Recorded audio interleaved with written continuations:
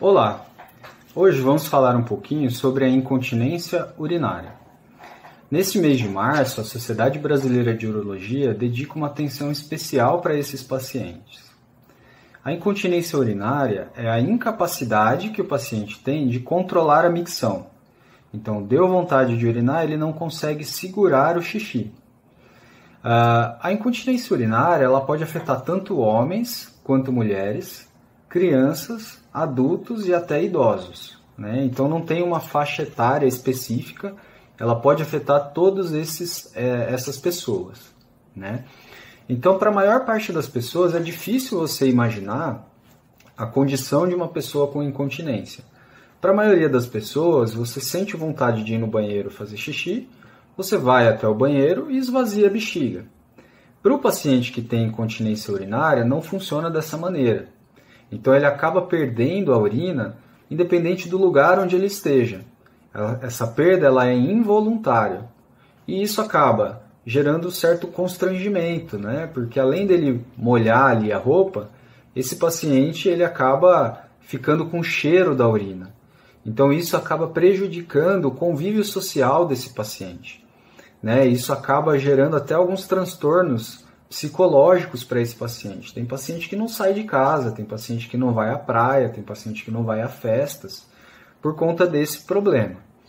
Recentemente a gente teve um caso noticiado aí na mídia de um árbitro de futebol que durante a partida ele acabou urinando. No começo as pessoas achavam até que ele tinha feito de propósito, que ele tinha urinado mesmo, né, no campo. E depois a própria mídia acabou divulgando que, na verdade, esse paciente ele sofre de incontinência urinária e ali no momento da partida ele não conseguiu segurar o xixi. Então no começo as pessoas faziam piada, faziam memes com ele, né? E depois acabaram noticiando isso, né? Então imagina esse homem, né?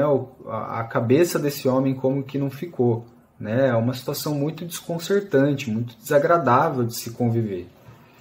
Então, a incontinência urinária, pessoal, assim, se vocês conhecem alguém que tenha incontinência urinária, ou se vocês mesmos sofrem desse problema, saiba que tem tratamento. A gente tem hoje diversos tipos de tratamento para poder melhorar a qualidade de vida desses pacientes. Então, quando a gente fala de tratamentos, né, é importante a gente pensar no diagnóstico. Nos homens, a gente relaciona muito a incontinência urinária com problemas prostáticos, né, problemas da próstata. Então, existem aqueles pacientes com a próstata aumentada e também aqueles pacientes que passaram pela cirurgia do câncer de próstata, né, que tiveram que retirar a próstata. Esses pacientes muitas vezes acabam evoluindo com a incontinência urinária, que é essa dificuldade aí de segurar o xixi. Nas mulheres, a gente nota a fragilidade ali do assoalho pélvico, né, da musculatura que controla a micção. Então, essa fragilidade faz com que algumas mulheres tenham essa perda de urina. Em termos de tratamento, quando a gente fala de tratamento, existe desde mudança de estilo de vida, né? Então, para alguns pacientes, basta mudar algumas atitudes no dia a dia que ele já melhora a incontinência urinária.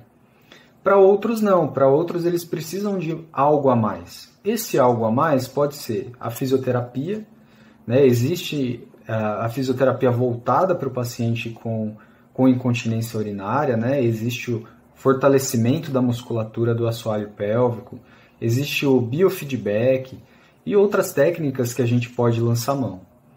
Fora isso, a gente tem também o uso de medicamentos. Alguns pacientes só com o uso de medicamentos já conseguem melhorar essa condição de não perder a urina.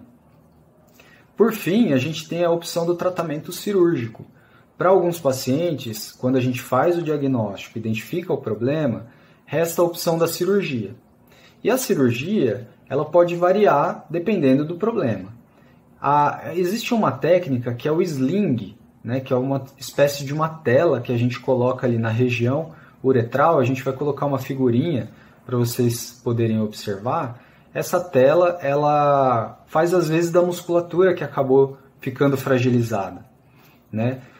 Existe a opção também da toxina botulínica. Esse botox mesmo, que é utilizado para fins estéticos, nós urologistas, para alguns determinados pacientes, a gente pode usar esse botox em casos, por exemplo, de bexiga hiperativa. né? Esse botox ele faz com que o paciente consiga ir menos ao banheiro. Passando um pouco mais adiante, existe ainda a opção do esfíncter urinário artificial, né? O esfíncter urinário artificial é um dispositivo que a gente coloca ali na região da uretra e o próprio paciente controla a micção. Quando der vontade, ele aciona o dispositivo, a gente vai colocar uma fotinha aqui também, e ele vai ao banheiro, aperta esse dispositivo e acaba urinando melhor, né?